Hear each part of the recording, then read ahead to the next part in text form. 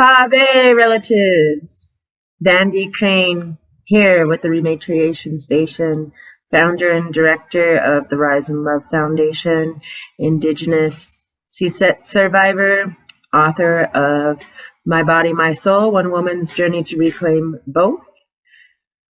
Coming to you live today from the historical El Fidel Hotel in traditional Apache and Pueblo territory here in Las Vegas, New Mexico, not Nevada. People always think I'm going to Las Vegas, Nevada when I say I'm going down to Vegas. It's only 30 minutes away from our house. So here at the ReMatriation Station, we are committed to bringing women together to heal through culture, conversation, and connection, to educate on the mother wound, and to support communities in healing the mother wound and creating cultures of safety. Some concepts of rematriation. And just to be clear, rematriation is not a concept I came up with. It is a global concept, similar to repatriation, but putting matriarchs, mothers, at the center of society.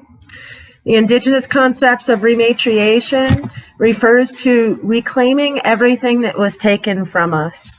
The remains of our spirituality, cultural knowledge, the remains of our ancestors, and our resources of the lands that we belong to, instead of patriarchally associated repatriation. Rematriation simply refers to back to Mother Earth, a return to life as a co-creator and co-creation, and reclamation of germination of the seed, taking seeds back from corporations, rather than more patriarchal associated destruction and colonization. Social structures and values of rematriation include egalitarianism, that we're all equal, that the amount of melanin in our skin does not determine our value, that the amount of resources, our net worth, what we have in the bank does not determine the value of our human life. Nonviolence and peace. But, as the Art of War says, if you want peace, be prepared for war. Gifting, love, trust, compassion, and respect. And again, placing women at the center of society. For our European American ally listeners, and European listeners, if we have any European listeners, that would be awesome. Banish fear. What does rematriation mean for you? It means banishing fear. It means claiming your own power and privilege. It means claiming your agency and creating awareness and dispelling dogma. It means skipping guilt and shame, because guilt and shame don't serve anyone. It means finding concrete ways to act as an ally. It means being aware of the space that you take up physically, emotionally, spiritually, psychically, and then once you're aware of how much space you're taking up, don't take up that much space. Rematriate your own ancestral knowledge. We all come from a different part of the earth, and we all have historical connections to land and the plants and animals in those lands. Redistribute ill-gotten colonial patriarchal capital gains, such as oil money, ranching money, lumber and coal money, energy, etc. Never lose hope, keep the faith, and change is not only possible, it is inevitable. So that's what the ReMatriation Station is committed to, conversations based around those concepts, those values. So we want to thank our sponsors. We do have a couple of sponsors for this podcast. First of all, our first sponsor that allowed us to even have equipment to do a show with is the recovery organization Resources. Disrupting the narrative of addiction. Visit their webpage at www.recoveryorganization.com or check out their Facebook page and group to help people seek recovery houses across the nation. I got to meet the founder and director of Recovery Organization Resources a couple years ago when I was doing a speaking engagement for SuperHealth. I am very honored to be connected to Sasha Ramos. She is an incredible advocate and a whistleblower herself.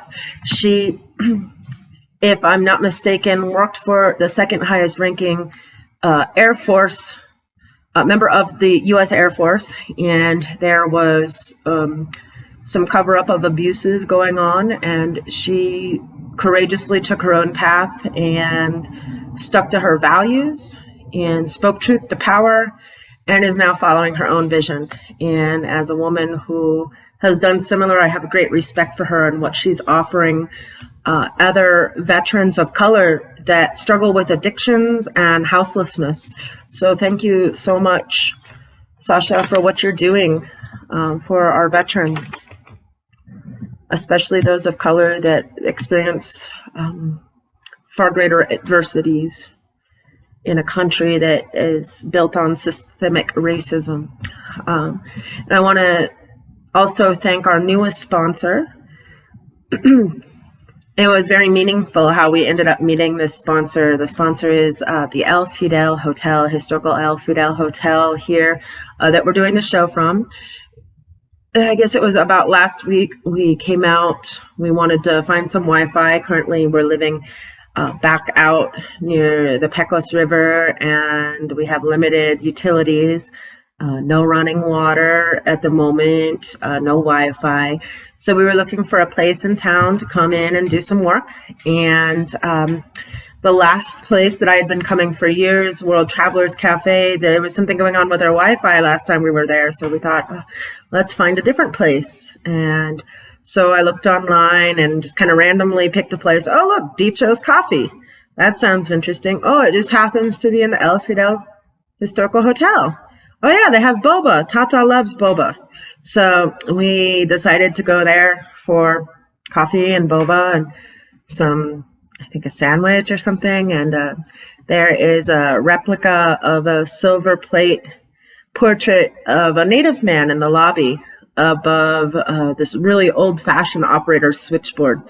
And we were standing there admiring the replica, and I was telling Tata about a photographer in North Dakota who is doing those silver plate photographs, portraits, and telling her about the process of it and whatnot. And then John, my partner, Tata's dad, goes over to admire the portrait himself, and we see the hotel owner. We didn't know at the time. We see a Native man walk in, and it was just really obvious when he first saw John. There was some kind of connection. He did a double take and had, an expression of, I guess, recognition would be the right word. So the owner comes over to shake John's hand, and the owner's name is Chico, and he, just starts talking about the portrait, and then next thing we know, he's, coming over to our table and kind of just gravitating towards us and just keeps asking us if we're doing okay, and then opens up and tells us that John looks almost identical to his son, and then comes back again and asks if he can share a photo, and John and him do look a lot alike. His son is half Lakota and very similar facial expression. So the owner ended up, opening up more to us, and just so many similarities.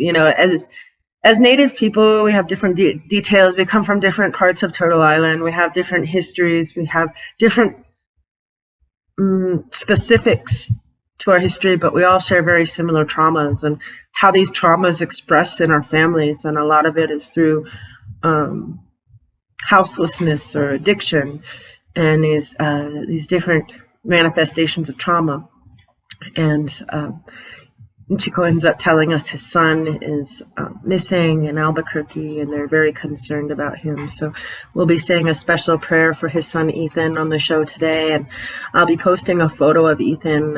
Any of our relatives, if you happen to see Ethan down in Albuquerque area, just keep an eye out for this relative. Keep him in your prayers. It's important that we care about each other, because sometimes we don't feel like this world cares much for us because of our histories. So with that, thank you for joining us. We're going to switch over to our guest we have on the show today. We're going to be speaking about spiritual justice, social justice. Our elder is Lakota, our guest is Lakota elder Martina Looking Horse from the 19th generation bundle keeper family for the Lakota, Nakota, Dakota people. And we're going to switch over to the call, and excited to have you listening. Lena, thank you. My family, the women were really strong and powerful leaders back in the day. And I believe that women have the power to make changes in the world for the better. And today we're talking about social justice. It's been a main topic of mine for a long time. But I really believe in spiritual justice for all the people that never had a chance to fight back or defend themselves, whether they're missing or murdered, relatives, family, or women that got raped and never got justice, or people that were bullied, or they were fired from their job because someone didn't like them and made trouble for them. Things like that. That's spiritual justice. You have to fight back, but you don't know how. And today, that's one of the reasons why I asked to speak about spiritual justice, because it affects all of us, not only in the United States, but Canada. We heard recently, about the children being unearthed, unburied there in Canada, at the Catholic churches and other churches. And that's happened to us here in the United States too. We have boarding schools and mission schools where there's graveyards for little children. And that hurts all of us, especially as mothers and grandmas and aunties, because we all love the children of the people. It takes a village to raise a child, and that's been always our motto until recently. Now you can't even trust your own family or relatives because some of them have turned predator, and it's really hard to trust people anymore. But it used to take a whole village to raise a child. Our children used to run around unmolested in our camps. We didn't have crime without written laws. You couldn't go out with your own relatives. That was really strictly enforced. And no one was ever to touch a child in a bad way because they were sacred to us. That's why we call them Winuhcala. Winuhcala means sacred pea. But that is the term they use for children because they didn't know substance abuse or other corruptions. But today I'd like to say a special prayer for the person that's helping us host this meeting from his ballroom, the Vidal Hotel in Las Vegas, New Mexico. And the owner, he's missing his son. His name is Ethan. And at some point we'll share a picture of him and all you people in New Mexico, wherever you are, especially in Albuquerque. Would you please look out for this young man? He's wanted home for his family, and we want to include him in our prayers today. So I just smell a smudge, and I would like to say a prayer for everybody, all the missing and murdered, the children, and as Lakotas, we've always prayed for everybody in our Lakota way. When we have prayers, they include everybody, people that are in the hospitals and old age homes and prisons and jails. People that are suffering from grief, they're crying, they want to have their tears wiped away with prayer. And so these prayers go out to everybody out there. And you'll have to bear with me because I pray in my own language, the Lakota language. But this is all to all the people that are missing and murdered, especially to Ethan. who's missing from Albuquerque. All right.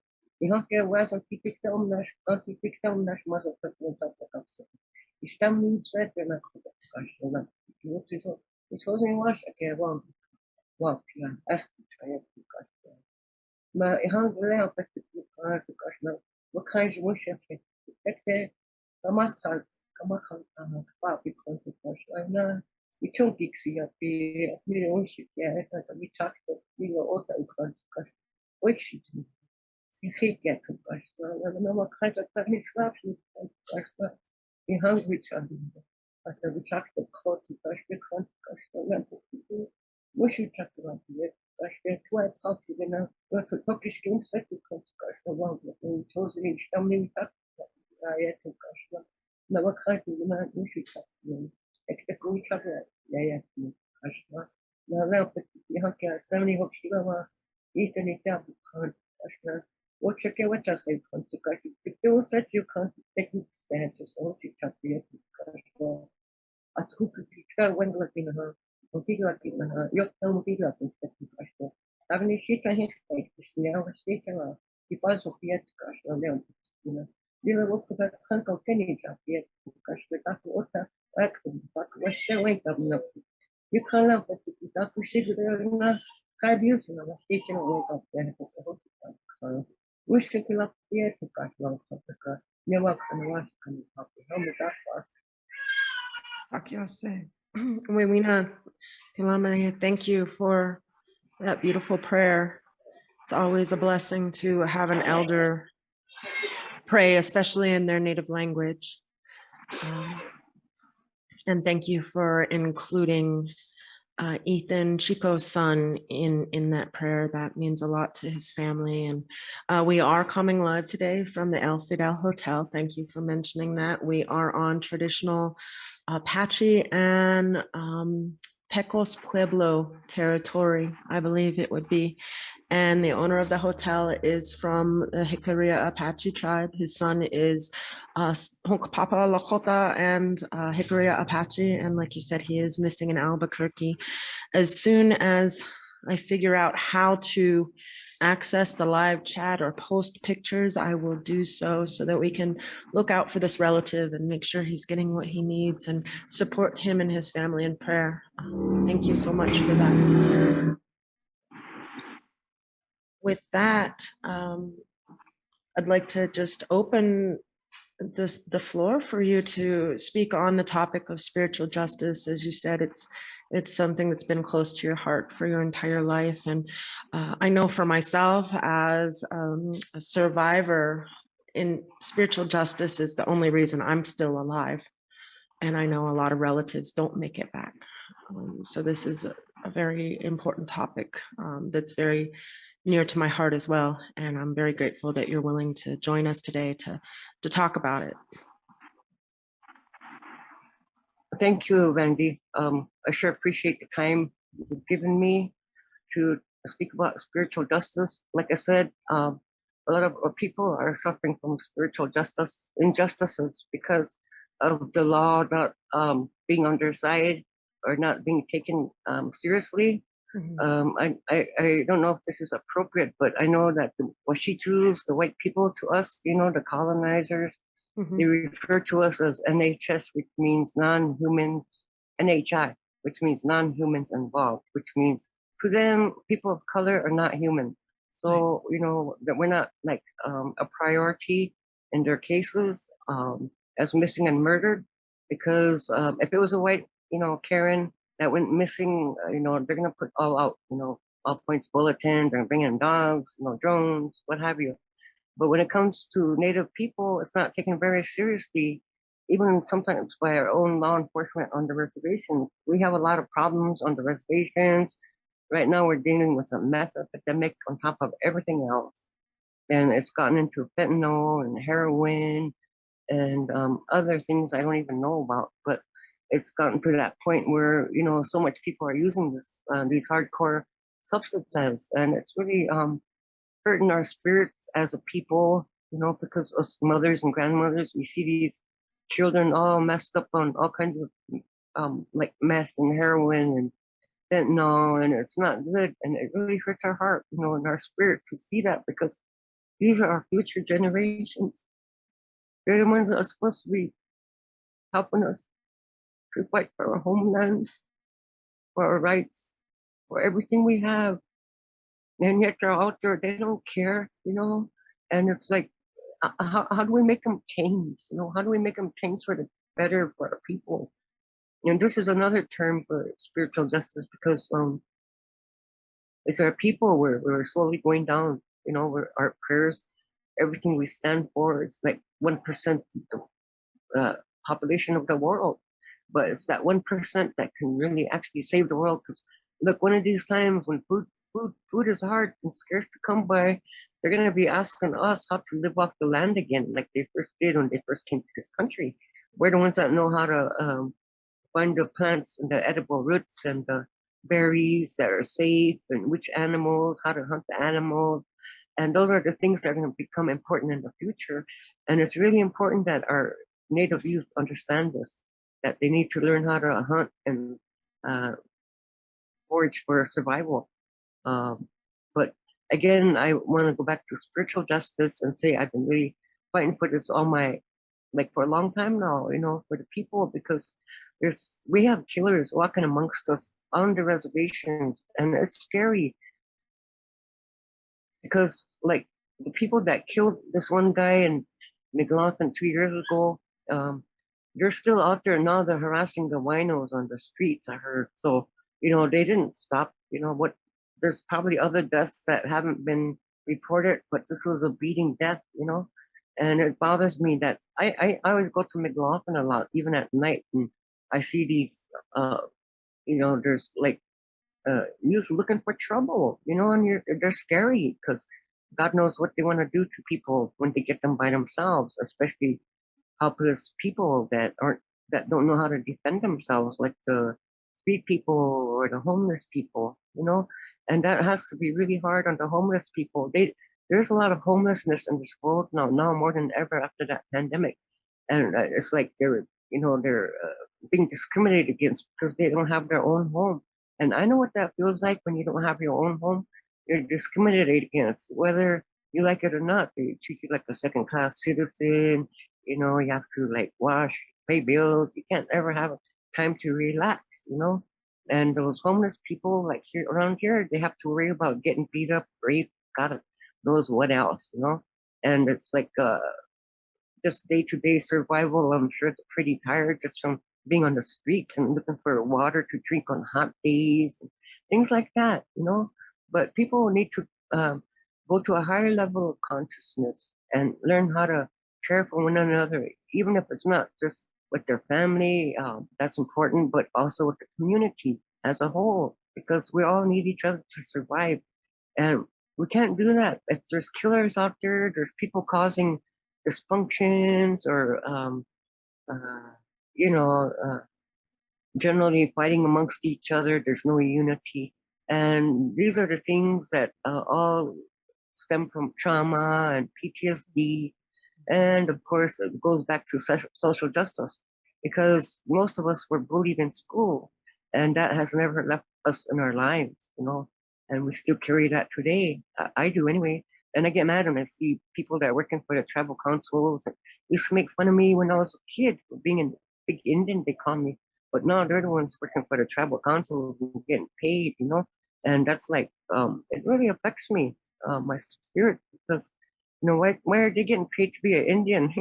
I'm the main one that like wants spiritual justice for my people. We need to get our homelands back, our resources, our wealth. That's spiritual injustice, because we identify with the land. These are our lands before the coming of the white man. And our spirituality and our religion, those are part of that. So we all come together, one big package. And that's how people should be. They need to protect themselves, their families.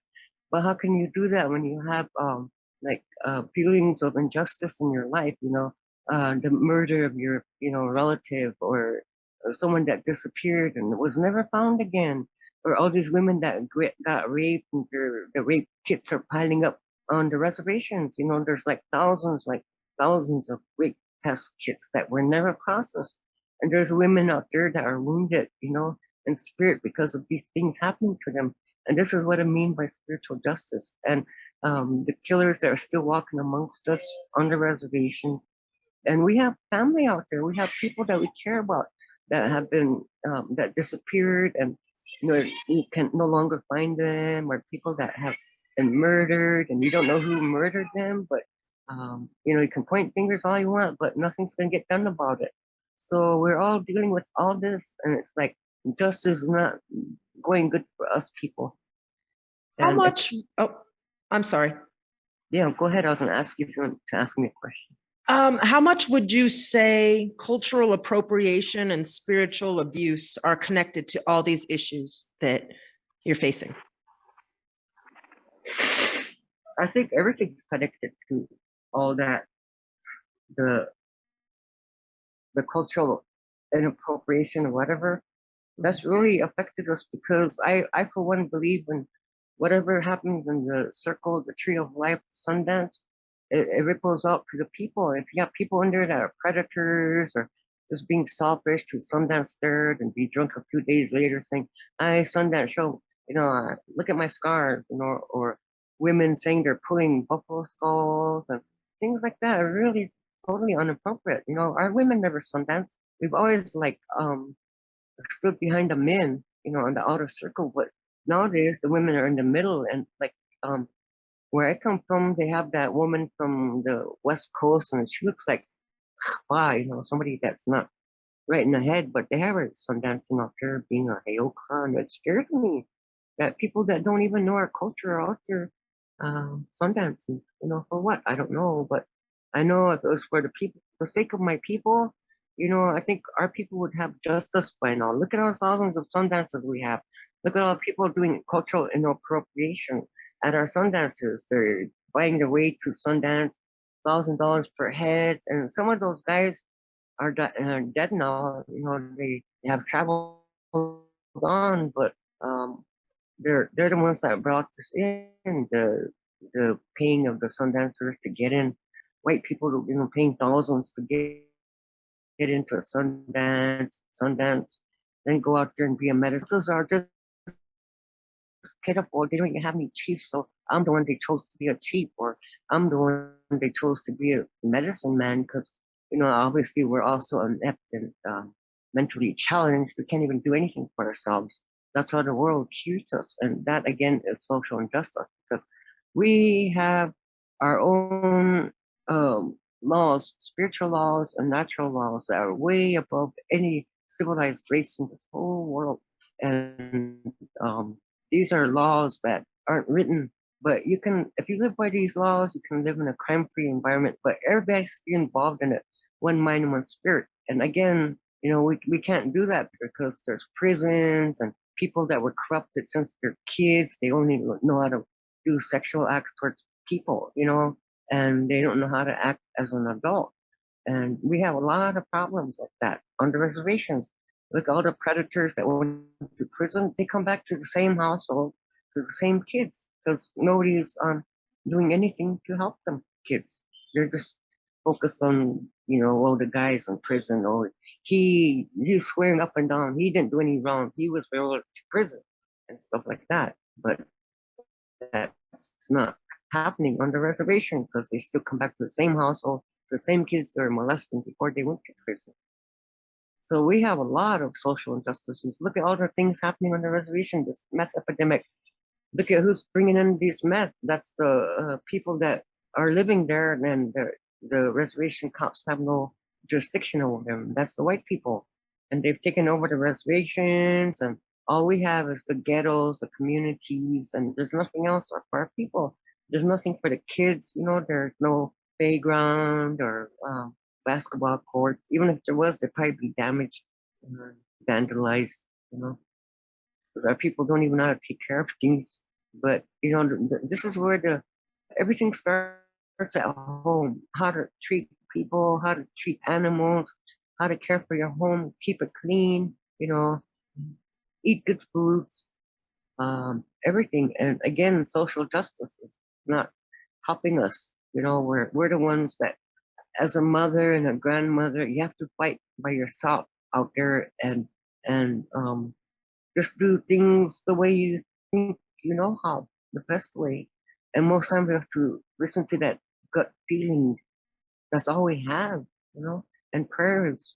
And it's really hard as a mother because things are happening around you. You can't change. You want the better for everybody, but all you can do is pray, you know, and you see all this stuff happening. People getting beat up. What affected me most about spiritual justice was in the middle, maybe early 90s or middle 90s. I noticed an elderly woman named Kyle. I'm not going to say her name out of respect, but she she was really upset. I had to talk to her, and she told me that there was a beating death in the middle of Kyle. She said all the people heard and seen this young man getting beat to death, and he was a quiet young guy, and they heard him begging for his life. Please don't kill me. And he was crying. He was really crying. And them guys, young guys with hoods on, all dark black, they're beating him with bats and chains. And they killed him right in the middle of the community. And people couldn't stop it because they were so scared to go over there and stop it. So they watched him get beat to death. And that really affected me a lot because those young men are out there still. And there's a lot of them like that in every community. They're over there. You can't even walk down the community without somebody coming out with a bat, a chain, a shovel, trying to beat you half to death. It's like that in every community. And this is where spiritual justice needs to work in our favor as mothers that care for our communities, where our children and grandchildren are growing up. Like I said, it takes a village, but these are people that are breaking the circle of life with their violence and their killings. And these are things that need to change for the better in our community. And I hope I'm making myself clear about what I'm trying to talk about spiritual justice. So what would be a way that listeners could support you in bringing spiritual justice to your communities? I've had the blessing of sitting at the table with you, with other relatives, and listening to conversations about what this may look like. But how could people support that? Well, first of all, I've tried to explain to people that if you truly want spiritual justice in your communities, you need to have a ceremony where you bring in the flags of the 4 colors and maybe 7 red tobacco ties. That's what I used. But I went and had a medicine man bless them and put them up on a tree. And I thought at the time that he was going to let, say 4 days, I put the flags up because this was in the middle of a big town. And here he stood for a month. So I left them up there and everybody respected that. The cops and the gangs and the police, they all respected those flags. And it flipped around itself and everything went, like people got sent to prison or things that were happening, it flipped on them, that things they were doing flipped on them and everything became right.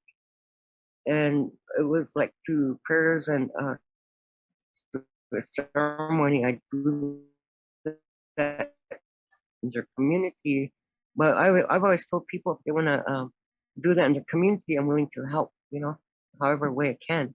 And afterwards, I had a buffalo feed and, um, fed the people and had a little giveaway. But that was every time we have a ceremony, we do that. We feed the people and have a giveaway and honor the ancestors, by making a spirit dish.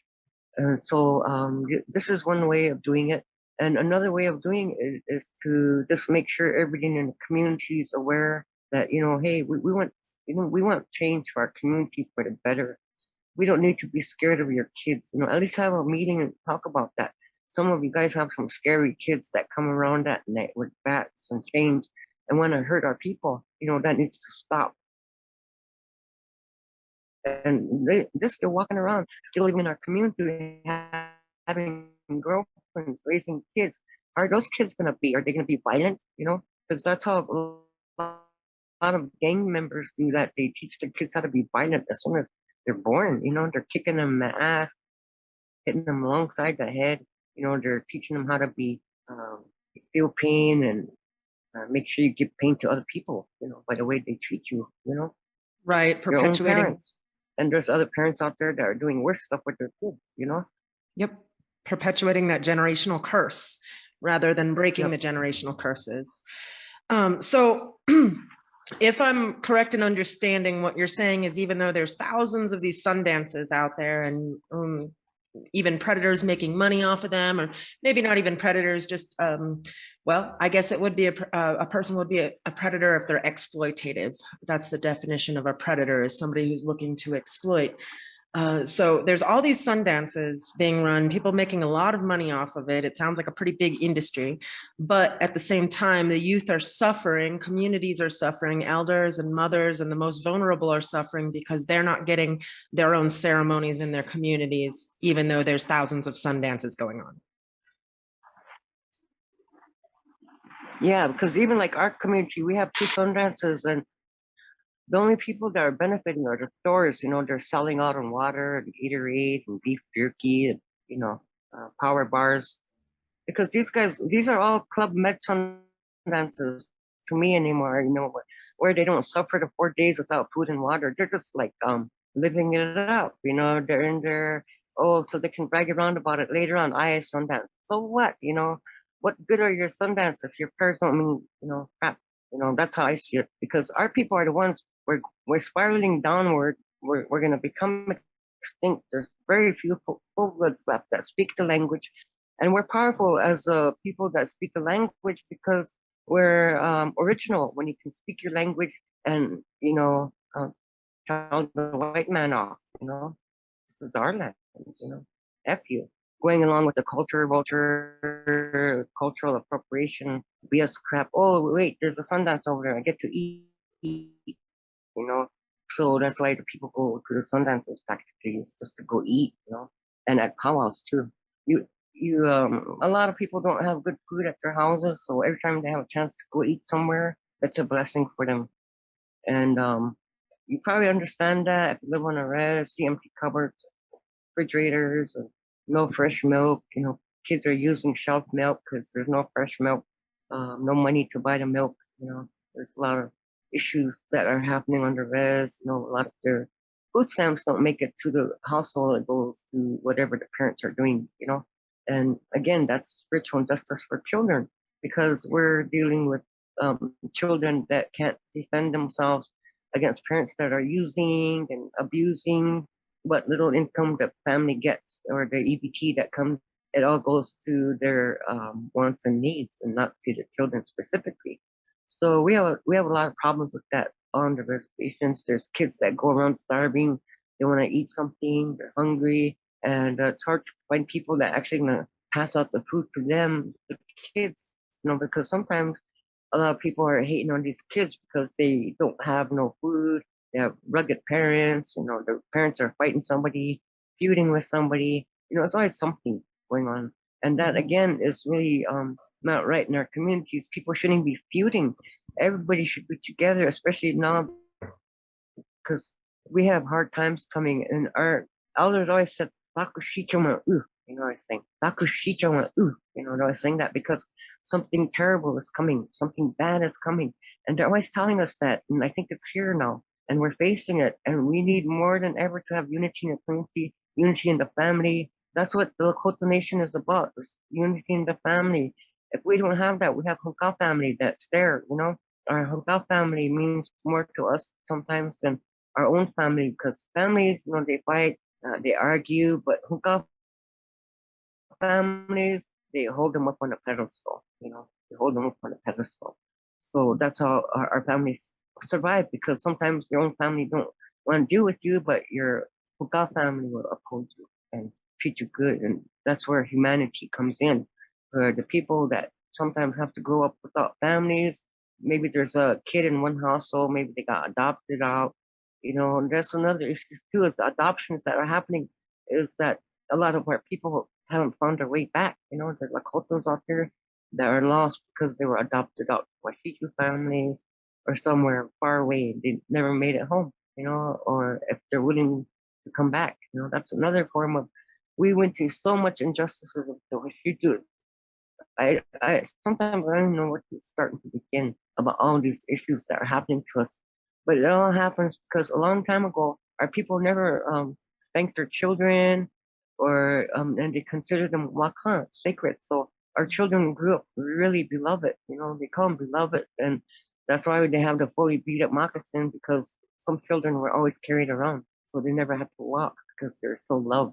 And that's what a beloved child is, somebody that is a child that's so cherished, and loved by the family. And a lot of people are missing that in their lives. They don't have mothers that care for them, or fathers that just went on and made another family. Then we have a lot of people like that. They just go around making families here and there and moving on, make another family, and they leave those kids behind. And those kids grow up like orphans because they have parents in the world that don't care for them. And we have a lot of that going on too. So we have a lot of issues. Like I said, it's not just one. And as mothers, and I'm saying that mothers and grandmothers are becoming extinct even at this point. The caring ones. There's a lot of people my age that are using meth with their own children and grandchildren, and I can't consider them elders or people of wisdom because they got addictions that like heroin or fentanyl or meth. And it's really bad. And you can't just consider everybody an elder anymore. So the few that are out there trying to give support and love to everybody, they're really sparse and few between. So we need caring mothers that are going to go into caring grandmothers for our people, to survive, because that's what creates the leaders in our people. Can you take a moment to explain the concept of the Lakota concept, Winuhcala, Wicokan? Yeah, Winuhcala, Wicokan is the grandmother way of life, and that's like me, being a grandmother, and that's what I'm talking about. Is there's very few grandmothers around to help the Lakota way. That know the language and the protocol and the etiquette and how to treat people when they come to your house. We were taught, when somebody comes to your home, to offer them food and coffee, tea, water, whatever. And even if you don't have anything to eat, at least offer them water. And that was our way. We were really a generous people, and especially our grandmas. They're really generous and loving, and they got along with everybody. And they were always teasing around with all their kids and grandkids and laughing. And they're like the star of the show, the center of the attention. Wherever they went, they were always happy to meet their family and their grandchildren and do things for people, like beat for them, sew for them, and help them any way they can to make it better for everybody and to enhance the life of everybody in the Tioshpahe, Tiwahe, the community, the people. And that's why they were called matriarchs, because we were the matriarchs. We were the ones that selected the leaders. We know everything that's happening in our household. We're the property owners, and in this day and age, that really means a lot because we never sold our lands to the Washitus, So we're the grandmothers that are the property owners, and we have a right to say what we want on our lands, and we want peace and spiritual law, spiritual justice, natural laws. And as a grandmother, we need to voice these issues out there to the world as Winuhcala Wicoka, the way of the grandmother, to voice our opinions and to correct the people if they're wrong, and to help the future generations coming up. So I know a huge part of Indigenous cultures of our ways is to remain humble. So I want to take a few minutes to brag on you and all that you do, because you've talked about a lot of the issues that your communities are facing and all the problems you see. But the one thing that we haven't touched on is what you and your family have been doing for generations, and what I myself have witnessed, me and my family have got to participate in. You and your daughters basically do what would be referred to as mutual aid. now. You make sure the people get what they need. Those rugged families that don't have the best parents, you still take pity on the children, and you guys go and you pick up food and you take the food to the houses. And we spent, I think it was almost 7 weeks with you guys at the beginning of this summer, and we got to participate in that. And you guys looked after the people. People would call up for all sorts of things. There was a vehicle that was stolen that we went and I guess you could say we rematriated that vehicle and got it back for her. And you made sure that, I lost count of the families. I believe I tallied up about 500 people in a month that you made contact with. There's usually about 15 or so people in each household. And I believe we made contact with about 30 different families. And if I'm doing my math right, you impact about 500 lives a month with you and your daughters. And that's when you have the means to. You're not a nonprofit. You're not a grass tops. You've been doing this grassroots out of your heart and out of the tradition of 19 generations of your family, making sure that the people, the Oyate, have always gotten what they needed. And that's not the most popular, it doesn't seem to be the most popular quality anymore of giving what you have. And that's what we continually have witnessed you doing as your Winuhcala family. We've seen you committing everything that you have to the people. And I know even this morning you were telling me about a young relative, a Winuhcala relative who lost his biological mother, and, you know, just guiding him through the process of what steps to take. And I know being a person that's lost my parent and not having somebody to, you know, guide me through the process of how to have a funeral or how to do these necessary, basically passages of, you know, growth and stages of life. And it's something that's almost lost, I would say, in the outside world, the importance of helping a soul journey on. Now it's just, you know, a funeral out here.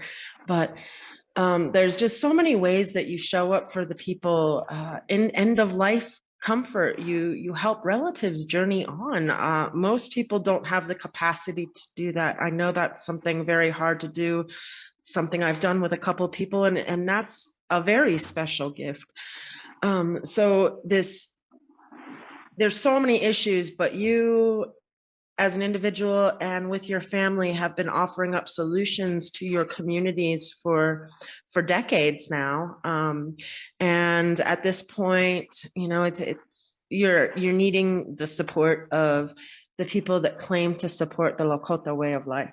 You know, there's a lot of people that get a lot out of Lakota ceremonies. I personally, being Washashi, I had no connection to my own culture growing up. And if it wasn't for the Lakota traditions, I wouldn't have the connection I share with my ancestors. And that's why I'm so grateful. That's why I always want to offer up space and whatever I can do to help the Oyate. My grandmother, you know, asked me to always remember the Lakota people, and it's an honor that you give me that opportunity to do that. So the Rise and Love Foundation wants to support you in developing the Winuhcala Wicokan offering to the community, the mutual aid efforts that you do. You also have a vision of building a cultural preservation eco-village, ReMatriation village at your family's land in Rainbow Valley, which is, remind me, it's close to the Sitting Bull Monument, correct? In Mobridge, South Dakota? Yes. Okay. Yes. So we did take video Yes. of that land when we were up there. So there's lots of projects and lots of ways that people can reach out to support you. You can always go to the Rise and Love Foundation website, www.riseandlovefoundation.org. We'd be happy to connect you with Martina.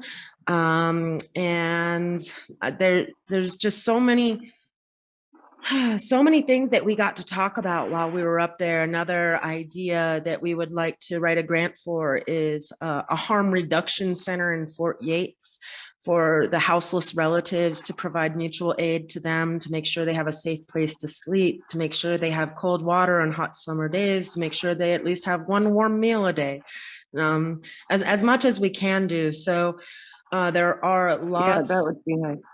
lots of ways that people can support. So if you're listening and you know somebody that wants to support something like this, to give back to the people, that somebody that's received a lot from the culture, this is an amazing opportunity to give back.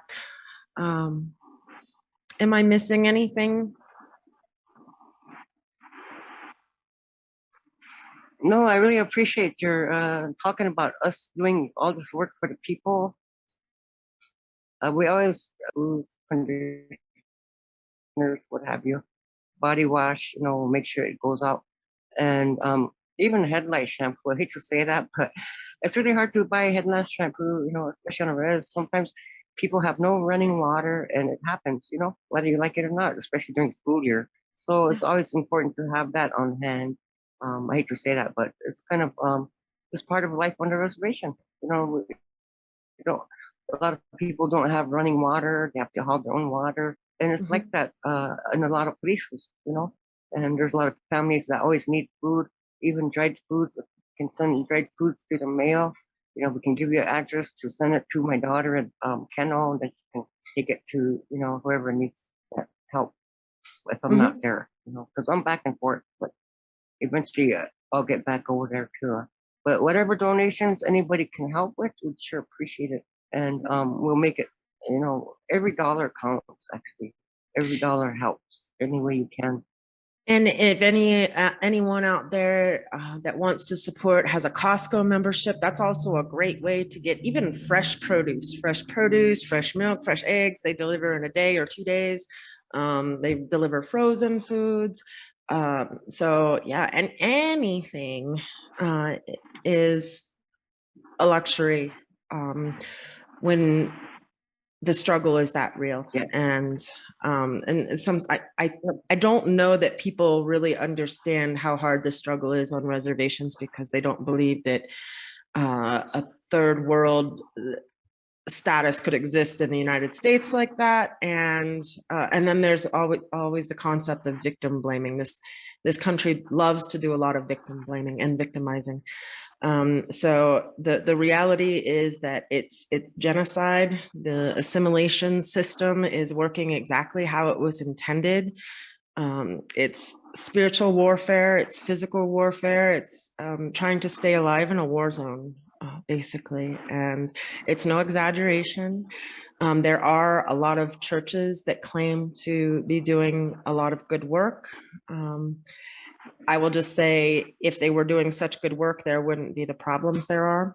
There's organizations that, grass tops organizations out there that are getting a lot of grants and a lot of funding, and unfortunately are contributing to the issues that affect the people the most on the reservations.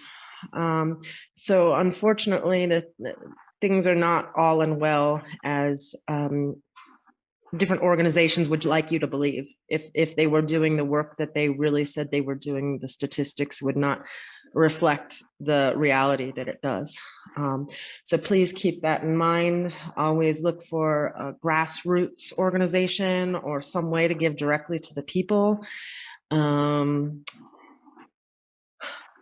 I think that covers it, unless there's anything else you wanted to mention, Martina. Well, I think the grandmothers are really important in the structure of our society today, because it's the grandmothers that have the knowledge and know the people, the right people to connect with. It's like a big web, I don't know if you noticed, but a lot of the women on my page are all matriarchs. They all have power and abilities, and they as grandmothers, and they do a lot of work.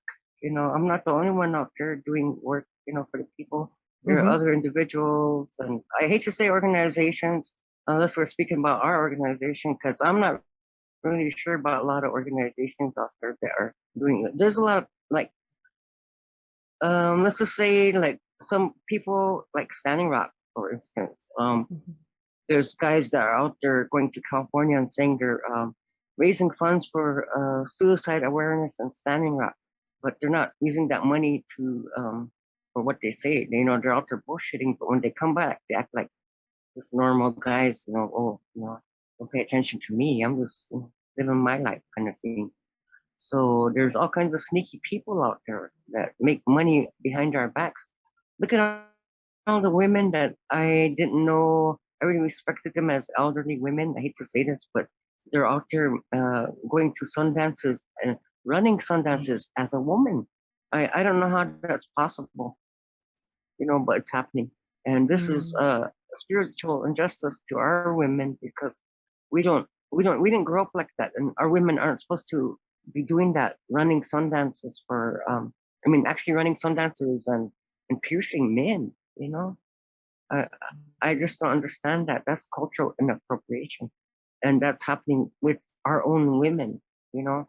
So it's kind of tricky about who I can say is really on the or like jumping off to make money some other way inappropriately. I don't know if that's,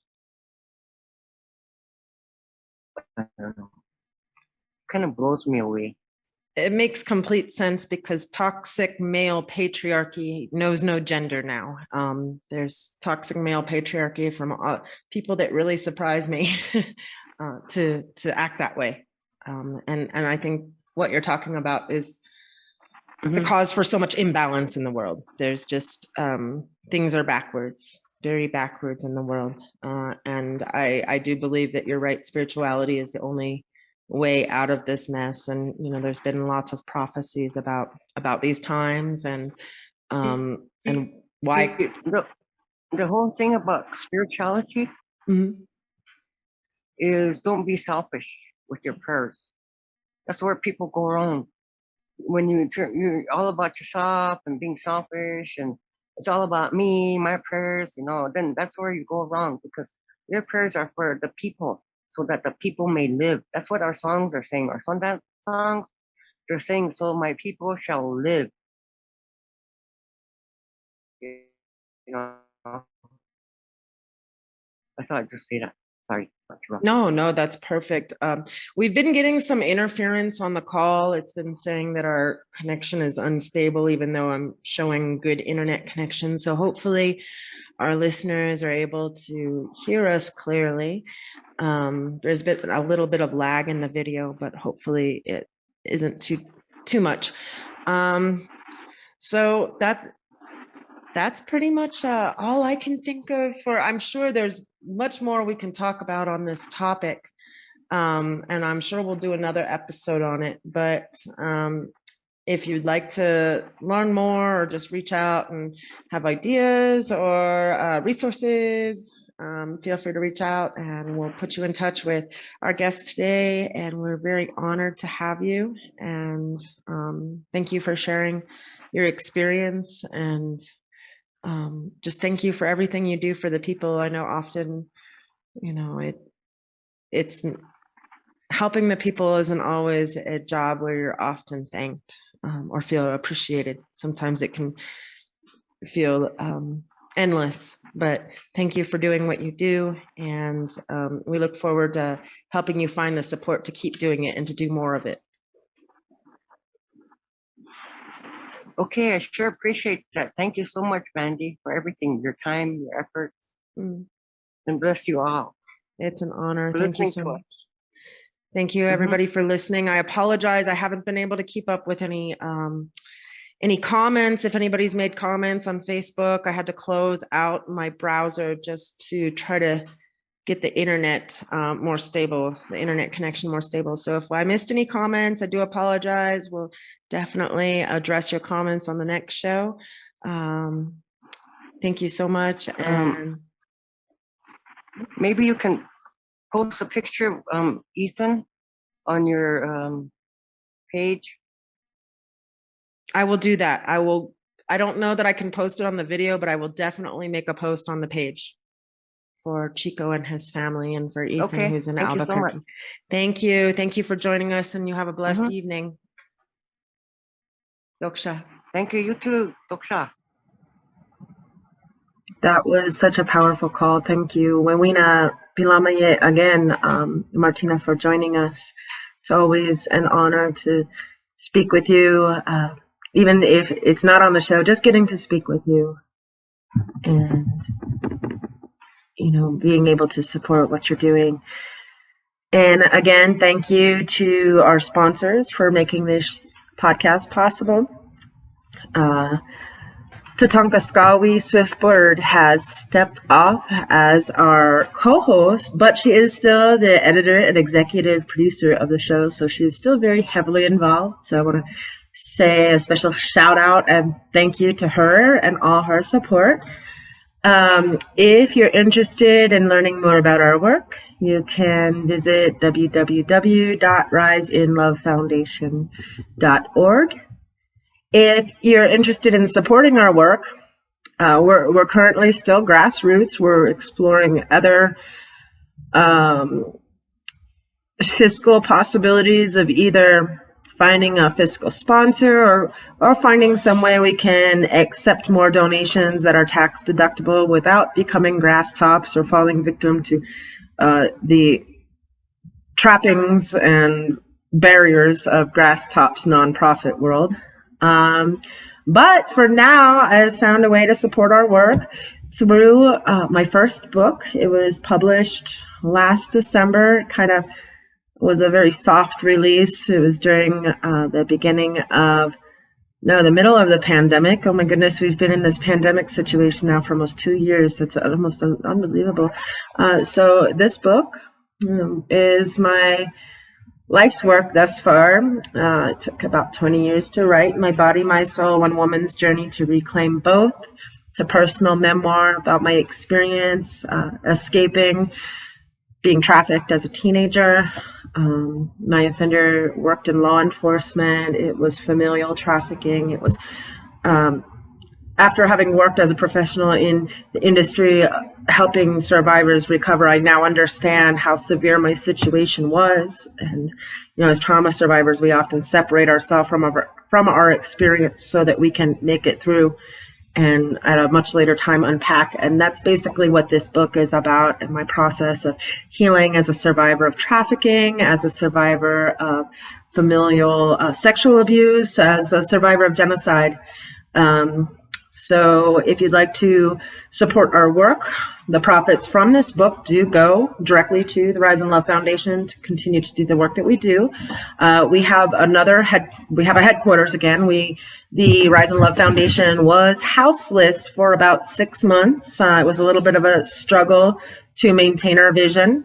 But now that we have another place to operate out of, we will be continuing our mutual aid efforts for COVID patients, specifically the most vulnerable COVID patients, elders and families on the reservation, and other people of color that have financial barriers to getting access to holistic medications and herbs and vitamins and whatnot. So we will be continuing to do that. There will be plenty of opportunity to make donations in the future for that. And we still are holding the vision for a ReMatriation retreat, a healing space run for Indigenous women by Indigenous women.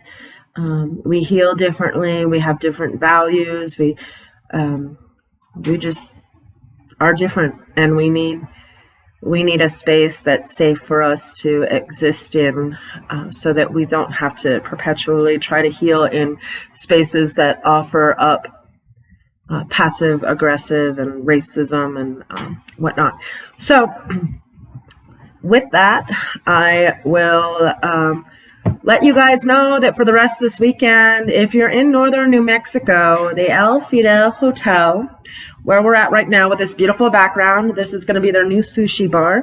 I don't believe it's yet open, soon to be open, but this weekend and for the rest of this week, they are having a huge furniture sale, almost like an estate sale. If you guys are not familiar with the historical El Fidel Hotel in northern New Mexico, Las Vegas, New Mexico, it's a hotel that was built in the 1920s. It's absolutely gorgeous in here. Think of the set of American Horror Story. That's basically that's basically the environment. The staff is amazing. They're very supportive. We are grateful for their support here at the Rise and Love Foundation, and are really excited about events we're already talking about doing together this coming year. Hopefully for Mother's Day, we'll be doing an event on the river. So we're looking forward just for more support in healing the mother wound, not just the individual mother wound that's identified by Western psychology, but the collective mother wound, the injury that's been done to women as a whole globally, and the injustice to our earth and how those two are connected, the exploitation of women and the resources of the earth and the abuse of Indigenous people. There's no separation in any of those.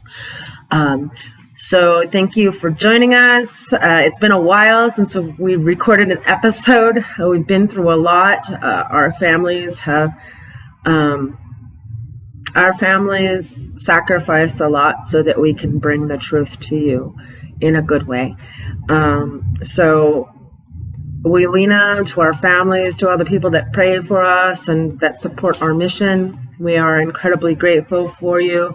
And thank you for believing in our vision for a safer world, for safer communities, for the most vulnerable people. So until next time, hopefully it won't be as long now that we have a space, and much more to come in the future. Be well.